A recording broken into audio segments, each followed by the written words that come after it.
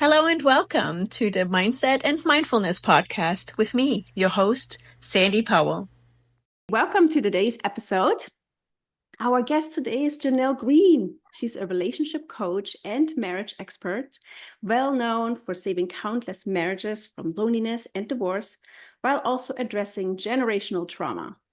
Her passion lies in rekindling the best friend dynamic for couples, while allowing them to rediscover profound love, peace, and fun. Yay, welcome, Jeanell. How are you today? I'm fantastic. Thank you for asking. Yes, I'm so glad you have you on my podcast. Thank you. Yes, I'm excited to have this conversation with you today. Yes, we get to talk about relationships. We haven't had that on the podcast before, so I'm really, really excited to dive in. Yeah. Could you start us off with a bit of a highlight reel of what you do? Yeah. So, like you said, I am a life and relationship coach, but I'm really passionate about marriage and family. I feel like that is an area that we are not doing well at. Divorce rates are still continuing to climb. And I think part of the reason is that there's so much emphasis on coupling and trying to find a partner, but so many people don't realize that the most important relationship that they have is with themselves. And what most people do, and I'm guilty of this too in the past, in my past relationships, is we have this emptiness within ourselves and we look outside of us to fill that void, to fill that hurt, and going, when I find my person, then I'll be happy. We put so much pressure on other people to fulfill our needs, but most of us don't even know what we want. So how can other people know what we want? And so a lot of the couples that come to me looking for help have not established friendship, have not established even who they are. They don't know their values. They don't know their boundaries. No one ever taught them. And then on the next layer, if we even go below that, is so many of us come to our adulthood wounded from our childhood, from our parents, from our religion, from our culture. And we have these beliefs that we hold as true about ourselves, about other people, about the world. And it leaves us going through life scared and protecting and defensive and inauthentic. And we are just so afraid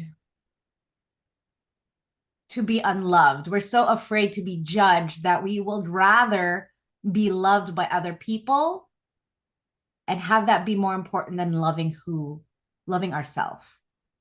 And so I really take a very unique approach to transformation that I think a lot of traditional therapists and counselors don't do. They very much work on the surface level. They don't get to the actual symptoms. So I get down to the actual core issues. So that's really what I do. So even if someone comes to me with 100 different complaints, usually I can hear the common thread that runs through all the complaints. And once you pull that thread, it unravels everything else. And the cool thing is you don't even have to talk about those other 100 things, because once you deal with that one thing, all the symptoms go away. Yes. Wow. So much. And I'm married. I've been happily married for 18 years to my best friend, and he is the man of my dreams. He cooks, he cleans, he is affectionate, he's intuitive, he's a great listener, he's so empathetic and sweet and romantic and just chivalrous, and he just adores me. And he's really my teacher. And everything that I learned from him, plus all the education I've done, I've been able to create this really cool experience for clients where they feel taken care of, they feel understood, they feel heard, and they realize that they're not the only ones going through this similar experience. So I have no problems being vulnerable with my clients and sharing what I've been through. So they know I'm not just some person that's sitting in this chair across from them and giving them all this stuff just because I feel this way. It's like, no. This comes from experience. This comes from going through it and getting on the other side of it. Right. So, my message to people is you're not broken.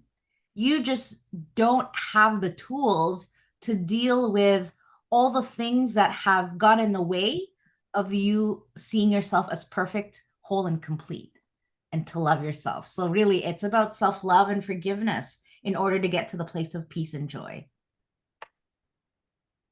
So true, so true. Yeah, that's what we talk about a lot.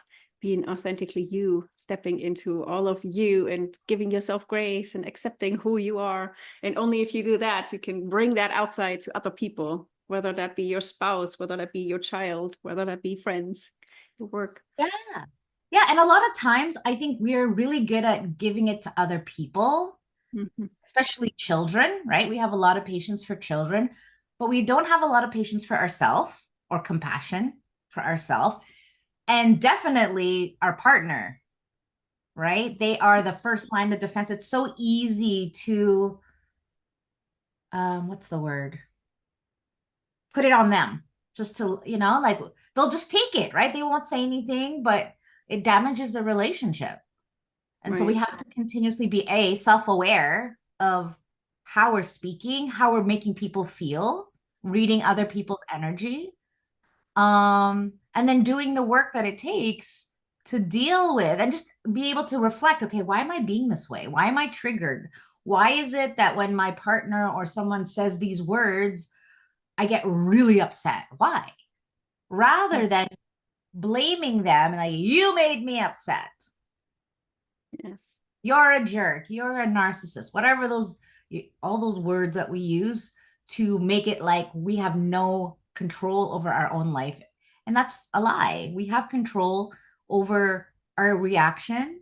And I myself am training myself to be the kind of person that anyone can say anything to me and it's not a problem. And because I know it's not about me. Right. A lot of times, yes. It's really says more about the other person than about you. Yeah. Yeah. Wow. Man, there's a lot to unpack here. I'm not sure. I mean, like I made some notes just to kind of make sure we'll jump back into the topics. But you basically started off with saying that we focus a lot on coupling up, right? We're looking for the perfect partner and this and that, but we're not really looking at ourselves in that same sense, right? We're always looking for someone else, like that Disney love, whatever, right? That rom-com thing, and then everything will be perfect and magical. And when that isn't the case, then things crumble, and it's usually a lot of blaming, a lot of on the other person. Well, that didn't work out, and he was just like this, and whatever else, right? Instead of, well, which part did I play in all of this, right? Like, because there's equal shares usually, right? Misunderstandings, miscommunications. Yeah, expectations are a huge one because I think a lot of times we assume there's this weird thing we do. If someone cares about me, they should be able to read my mind.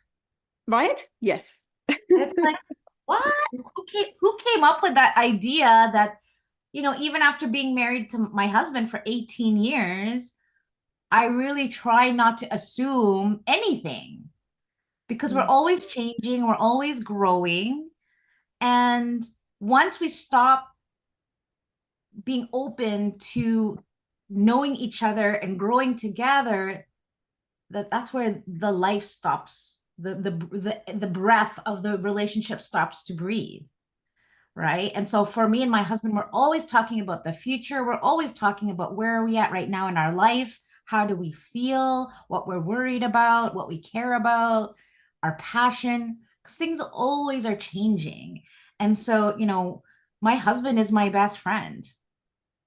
And with that is creating safe space for each other to love each other just the way we are. Sometimes we go into this fixing. We want to fix our partner. I know women do that to men do that to women, right? We're trying to make them who we think they should be. Like you said, the Prince Charming, we're like, well, maybe if I just change this about him and change this about him and change this about him, maybe he'll be my perfect guy. and then it doesn't work. And then we blame them for not being who we want them to be. Yep. And, I did this to my ex-husband. So before I met Mike, I was married before. And like many women, I got married because I was afraid to be alone. Not so much like he's the perfect guy, but oh my gosh, my clock is ticking. I need to settle down soon. Okay, who is around that is going to, has the same goals as me? And I rushed into it, not really doing the due diligence to go, okay, is this guy even going to be a contribution to my life and my partner, or is he going to be someone I'm going to be like pulling and dragging and like parenting, right? And Yeah. and then the other thing was I really tried to change him, and he would not change. He was very stubborn. I think also one of the mistakes I made was that I thought that I wanted someone just like me, and two me's are not a good idea. We're both stubborn. We're both strong-headed, right? We both it was really, really hard. And we were both alpha, very power, we would try to dominate each other in conversations. And it was just a terrible idea. But, when I was going through my self-reflection, I started saying, this is his fault. How dare he? He robbed me of my one child. I was such a victim about it. And then when the light bulb went off and I thought, I haven't been responsible for my part. No one held a gun to my head to marry this man, right? And I wanted him to be someone that he clearly wasn't. And I punished him for that. And so once I realized that, I was able to go and talk to him and say, listen, I'm so sorry for treating you the way I've treated you, for blaming you, for judging you, for being mean to you. And you know what? You're actually pretty great the way you are. It just doesn't work for me. And so I was able to honor him and walk away from that relationship. We paid, I think, a total of $80 to get divorced. We had no lawyers. We went to the divorce court together. We signed the papers side by side. We went out for dinner. It was so great. But that wouldn't have happened had I not taken responsibility for myself. Wow, that's really great. You don't hear those stories a lot. No, you never do. Never, never, never. And so that's why I share it, because I think that people think that that's not even possible. It's like, no, no, no. You just need to take responsibility for yourself. Stop blaming other people. And, and I did the healing work. And what I realized was that I had trust issues. And when I go beyond that, I had trust issues from my dad. Because my dad cheated on my mom when I was 9 with my mom's best friend and got her pregnant and left and then came back. So, there was a lot that I thought I had already dealt with at that time. But as I'm going through my relationships and seeing the pattern the pattern of the kind of men I attracted.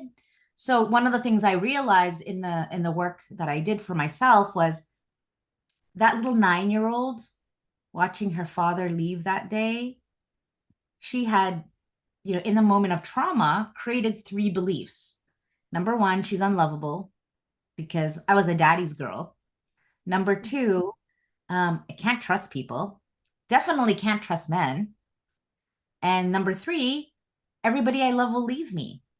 So I could see why I was picking the kind of men I was picking, which were the bad boys, the cheaters, the liars, the womanizers.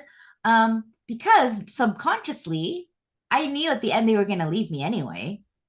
So so why would I choose a good guy?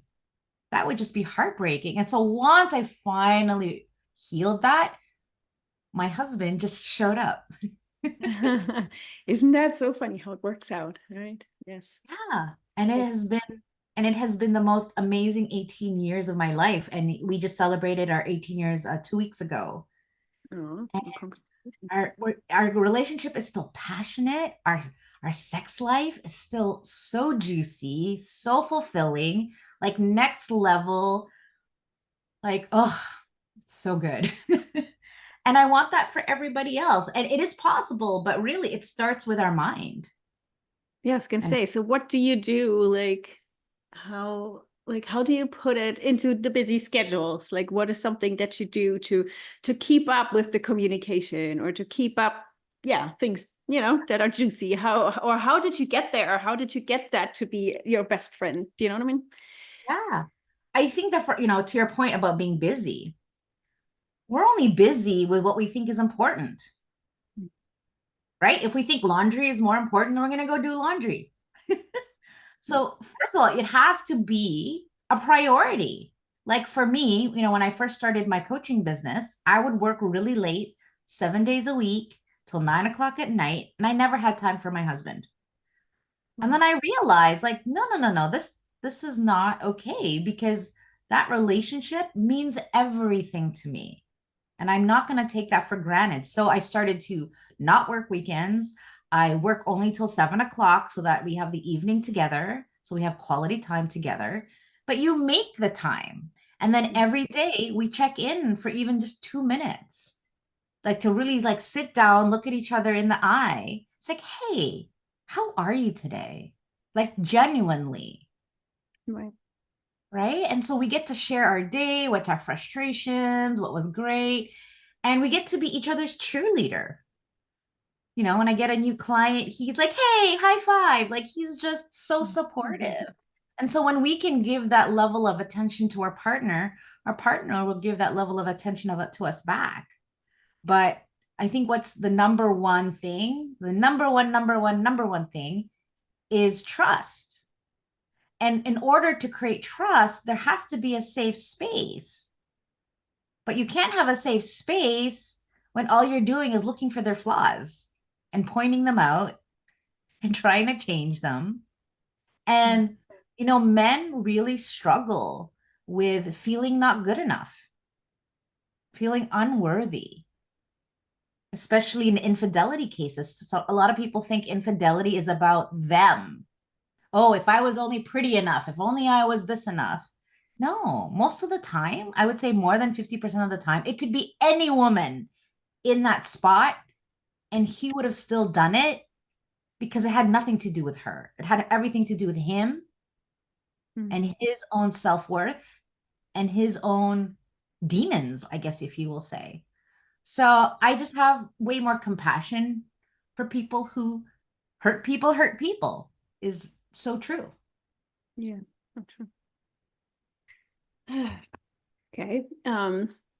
So how did you go about creating that space with your partner? Like, is there yes, you said, create space and really try and find the time and check in and things like that. But what if that other person isn't quite on board with that and doesn't make enough time or sets different priorities? Like, is there, what would you say there? It really depends. That's a very broad question because some people, they genuinely are busy.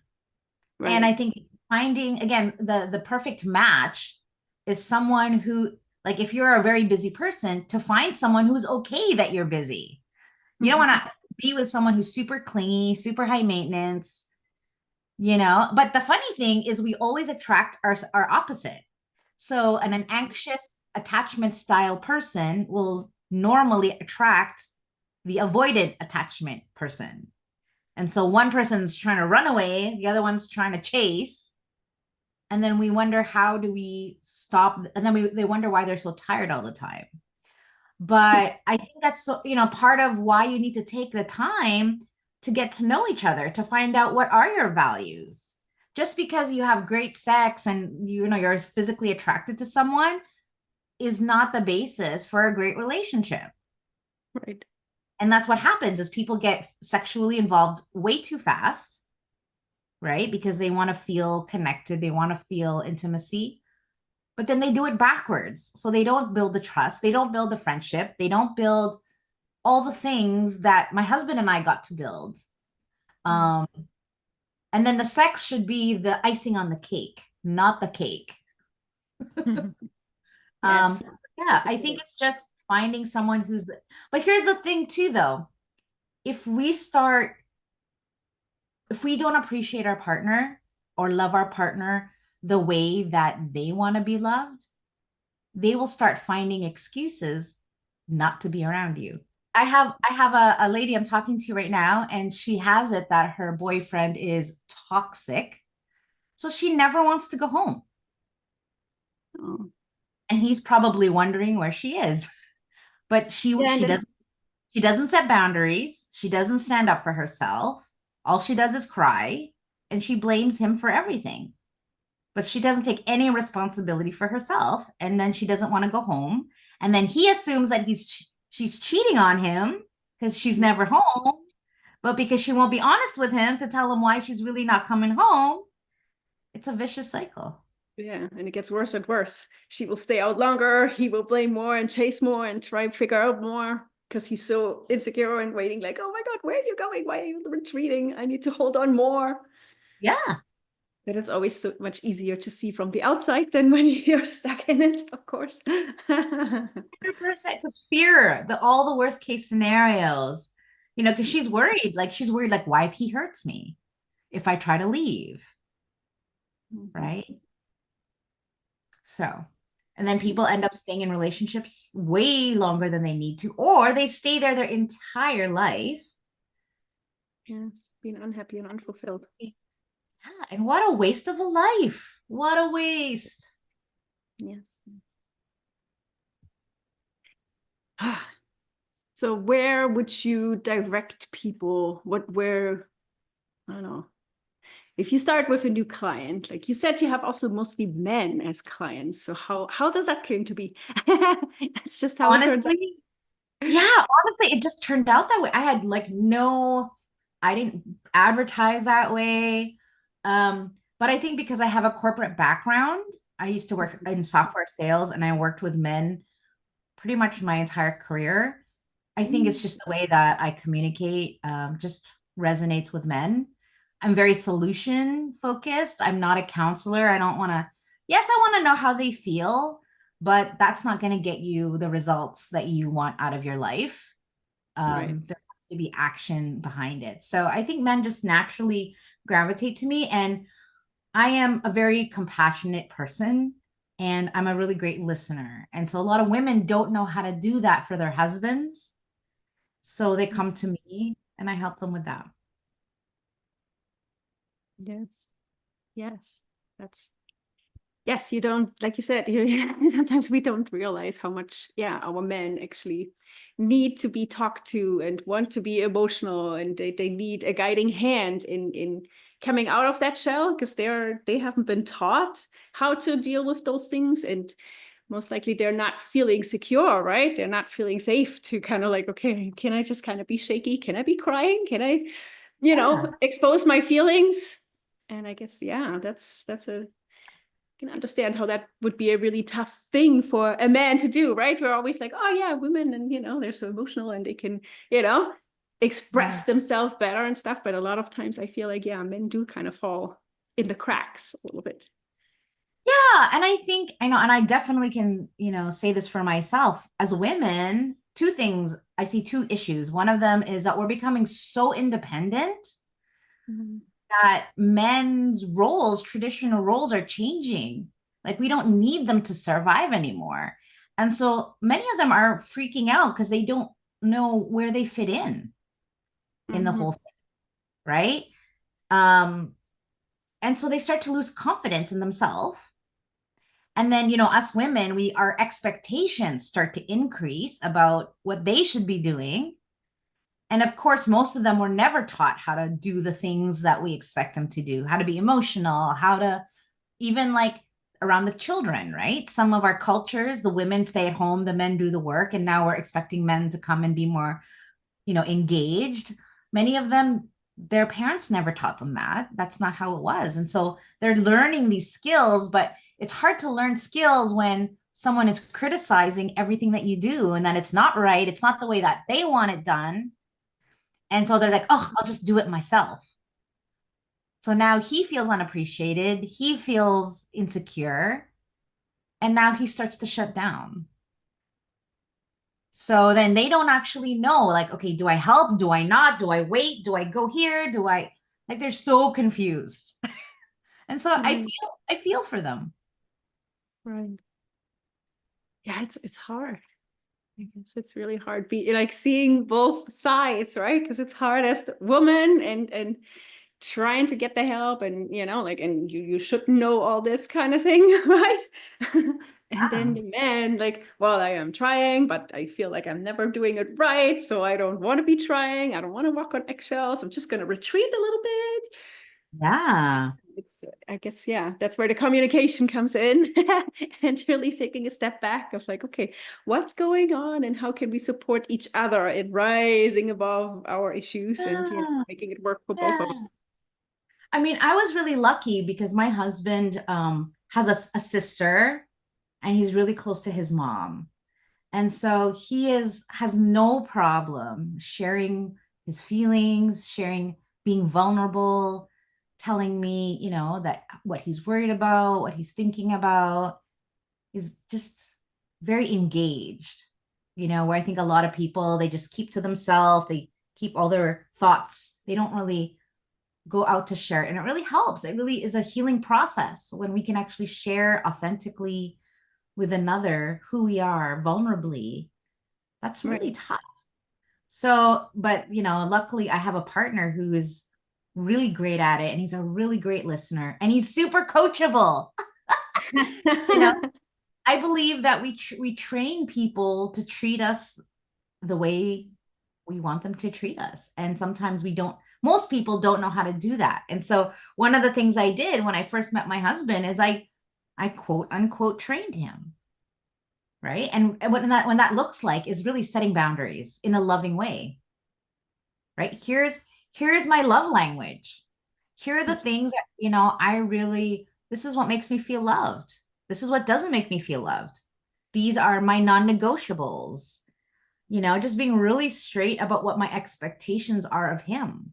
But I think a lot of people don't have that conversation at all, or they do it in a very passive aggressive or negative way that even if it was being said, the tone of the way it's being said can't actually land over with the other person because they're just dealing with the energy, the negative energy.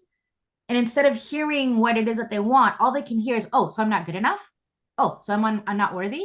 Oh, so you don't love me? Like that's all they can hear. Right. They're in defense And they already. get defensive. So they're not Nothing even else comes listening. through. Yeah. Yeah, they're not even listening to like, oh, okay, this person is telling me this so that we can get along better. All they Right. hear is like, oh, so you're telling me this is all my fault? Right.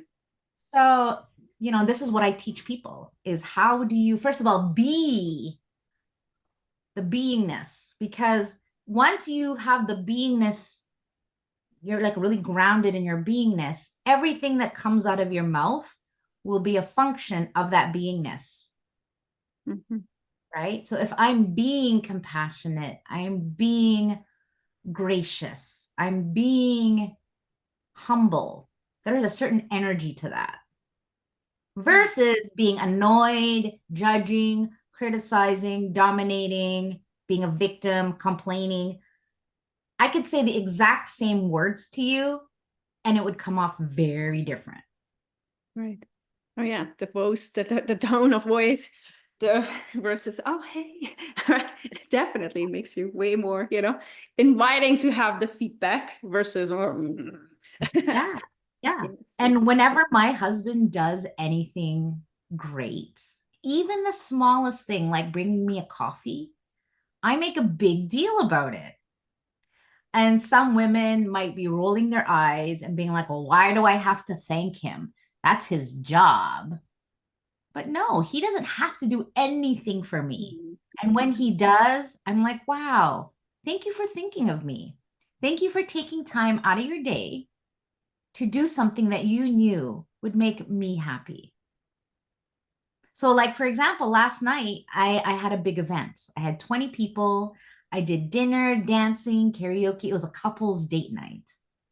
And my husband was the DJ. He had all the music, he did all the technology, and he wasn't even feeling well. Like he was taking Neocitrin during the day. And 3 times, at least 3 times, maybe even 4 times, yesterday I said, hey, baby, thank you so much for having my back and being there and just being so great and being a trophy husband. We tease him, we tease each other. Thank you for being my trophy husband. And he feels really good. He's like, oh, okay, I did good. Jeanell was happy with me. Like, if there's anything I would leave with people today, remember that we all have a little 5-year-old inside of us that just wants to be loved, that just wants to be accepted, that wants to be told we're good boys and good girls. And in my husband, when I can hear he wants my validation, I remember that.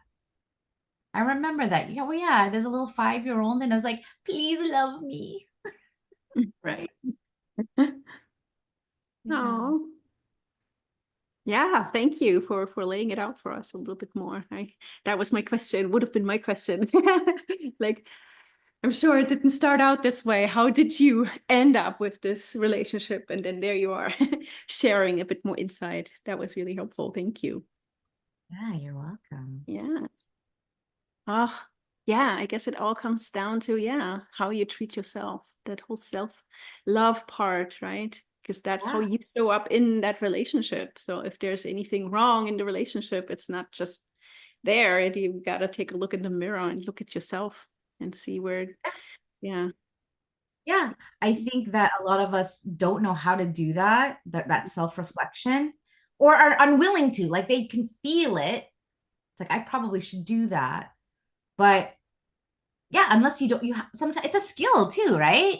And so I think a lot of people, they beat themselves up. It's like, oh, why am I like this way? Why am I so negative? But if you grew up in a negative home, or you've experienced trauma where you've been stuck in the survival mode or stress mode your whole life, or defense mode, it's hard to bring down those walls. It's hard to Right. trust. It's hard to open your heart. And love is a risk, right? Even for me, love is a risk. At any time, things can change in a heartbeat. I've met couples, or I've met women who said, 1 minute, like yesterday, was great. And then today, he's gone, left me a note, say he wants a divorce, and they're so shocked. Mm. And they're like, how did we go from this to this so fast? But if you're not paying attention because you're too busy, right? I think that's what maybe happened with my parents. My parents were a happy couple, but my mom was so independent. She loved going out. My dad was always home by himself. And here's this woman who's showing him affection or showing him attention that he wasn't getting from my mom. And then, yeah. And I know a lot of people say, well, that's no excuse. I mean, well, yeah, it is. That's exactly what it is. It's an excuse. I'm not saying it's right or wrong, but we are human. And if what we crave is water, and we go to our partner and say, please give me water, and our partner says, no, for 10 years or however long, yeah, eventually you're going to go somewhere else to find that water because you need it to survive. And for a lot of people, physical touch is number one of all. Yeah. Yeah. Wow. It's so true. Oh man. Sorry. Letting that sink in here. Yeah. No, me and my husband, we've been married for 11 years, and yeah, we have a daughter together. She's 4.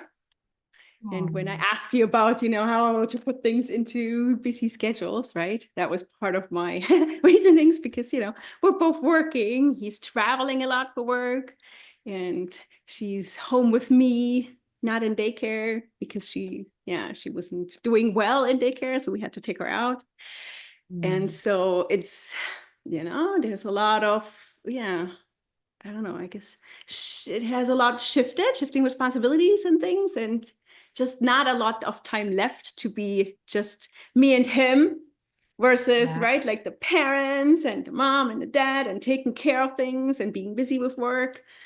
So Yeah, it's a yeah, lot. it's been It's challenging to schedule in some time to be just the couple and being, just me and him and being alone, or having conversations that do not revolve about, like things to do and the calendar and payments and whatnot, but like really like, how do you feel? How are you? And things like that. And what is it that we want? And what are we striving towards and things like that. So it's been really challenging. yeah. And it's kind of an uncomfortable conversation sometimes for people, right? Especially when you're not sure, or you have a story that your partner isn't on the same page, or that it's going to be hard, or they don't care, or it's not important to them. But really, I think letting people know what you need and why it's important that you have that. Because we can't assume that people understand why we need what we want. I meet a lot of couples who one person's love language is physical touch, the other person's love language is gifts. And so they don't speak the same language, or they're not speaking the language that the other person can really resonate with. And so one person will say, well, I don't feel loved. And then the other person says, well, how can you not feel loved? I do this for you. It's like, yeah, but I don't want you to do anything for me. I just want you to touch me and love me and tell me, Right. and hug me and kiss me. And then the other person says, well, that's not really my thing. It's like, so if that's your partner's thing, then you better get on board with that. Otherwise, what are you even doing together? If you cannot love each other to the level at which you want to be loved or feel love. But here's the other thing, the caveat also underneath that is the self-love piece. So it's kind of it's like a hand. You got the front and the back of the hand, right? They exist together. Mm-hmm.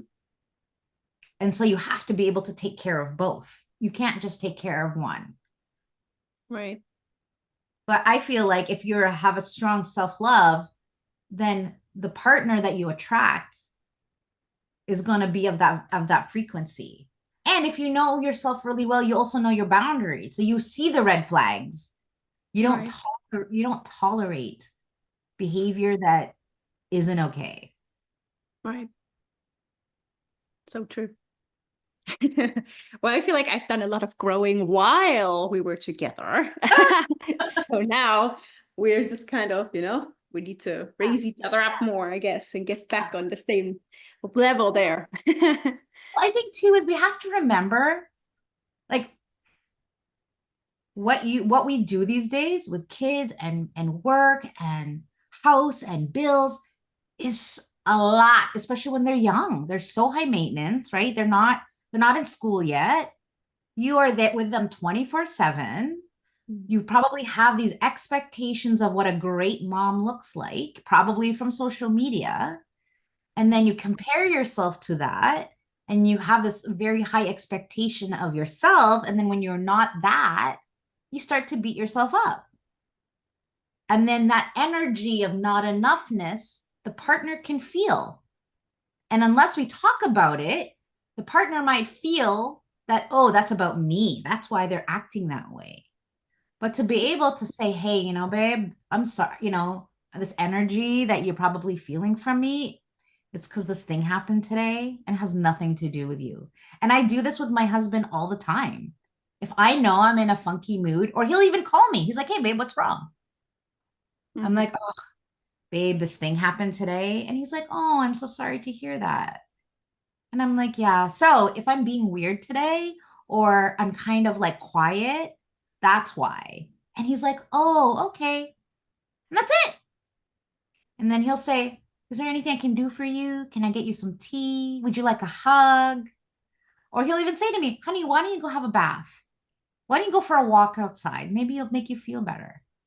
Right. And so like you said, we support each other. But I think sometimes we forget, especially as women, we're like, I'm doing all these things and why can't he help me? But consider he's got his own stuff too. Right. He's got his own problems that you have no idea he's dealing with because he's not going to share that with you. But just because he doesn't share it with you doesn't mean that his life is perfect and your life sucks and how dare he, that life is unfair and he should help more. But we have to realize that they've got their own challenges and battles, and to be willing to say, hey, what's going on with you? What are you dealing with? Right? Like, I know right now my husband is really struggling with like aging. He's starting to go a little bit white in his beard. His dad passed away last year. So he's really thinking about his mortality right now. And he gets scared sometimes. And having the realization that one day him and I won't be together anymore is very scary for us. But we're willing to talk about it. And also to remind ourselves that not to take advantage of each other, because we don't have a lot of time together. It's very limited. And we think just because my aunt actually just passed away, I actually went to a funeral 2 days ago. And, looking at her photo of the little book, it's like, wow, she was so beautiful, so young. She wasn't even retired yet. And you think you have all the time in the world. You're like, yeah, I'll probably live till I'm 70, 80, maybe even 90. But we don't know that. So how can we live our life in alignment with who we are? But we need to know who we are. I know for myself, who I am is love, joy, compassion, power. Yeah. But most people don't know who they are. And so whenever I forget who I am, I just ask myself, who am I, Jeanell? Oh yeah, who I am is love. Okay. Am I being love right now? Am I speaking love right now? Am I acting love right now? No. Okay. Am I acting joy? Am I feeling joy? No. Okay. So we have to keep tweaking and readjusting, because we're in the driver's seat of our life. No one else. No one's coming to save us. So we need to create the life we want. We need to create the marriage we want. And at the end of the day, if you're parents, you are the role models. You are the teachers of your children. So however you behave, however he behaves, is going to be, in alignment, or is going to impact what your child decides to think about marriage, about women, about men, about wives, about husbands, about love, about partnership, about communication. All arises from being at home with you during their childhood. Right. It's like for us, right? Our childhood shaped us to who we are, essentially. So. Yes. And mostly unknowingly, right? Like, it's not like we were standing there and trying to take all the disbelief and whatever limiting beliefs, but no, it was just like you said, with when your husband, no, when your dad left, or those things, and how that formed your beliefs and how that transferred into your life, and how you didn't even know about it. Yeah. And I think that's why this work is so important, because we don't know what we don't know until someone goes, hey, like, all of those things that I mentioned earlier about what I saw, it took help from other people to help me realize that. I didn't come to that realization on my own. Now, I probably could have, and it would have taken a really, really long time, and a lot of mistakes and a lot of heartbreak. But luckily, I was able to speed up the process so I can get to the source of it so that I can start to work on it. So, that's why I'm really passionate about this work. Yes. And starting the journey is the most important step. Yes. It's like you said, like talking about the values is important, but if you don't even know what your values are, like, how could you then transfer them to somebody else? So yes, the self-work is really, really important. And yes, getting the support that you need, maybe a little map to guide you along to speed that process up. Yes. Yeah. That would be good. So how could people reach out to you if they would like to connect? If someone would like to have your map? Yes. They can reach me at Jeanell.com or at saveourmarriage.ca. Oh, that's nice. I like that. I will definitely put that in the show notes if anyone is interested. Well, thank you so very much for this conversation. I really, really enjoyed it. My pleasure, Sandy. Thank you so much.